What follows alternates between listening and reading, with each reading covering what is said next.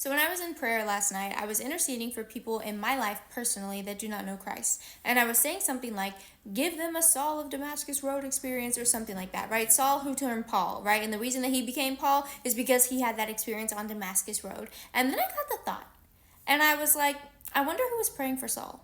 Because you can't tell me that not one person was praying for that man. He was out here to all the Christians that he came about, okay? Including Stephen. And so it was like, he was out there doing that. You can't tell me that not one person prayed for him. Whether it was his repentance, that he find Christ, I'm sure somebody was praying that. But at bare minimum, I feel like somebody had to be praying for him to stop doing what he was doing. You know what I'm saying? So I was just like, I wonder who was out here praying for Saul.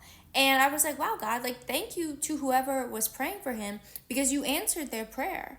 And like, no, it's not in the Bible explicitly, but there's a lot of things that aren't in the Bible that we know that happened. For example, Jesus, none of his teenage years are in the Bible. None of his 20s are in the Bible. But do we know that he was a teenager and then he was in his 20s? Yes. Why? Because we saw him when he was born, when he was 12, when he was in his 30s.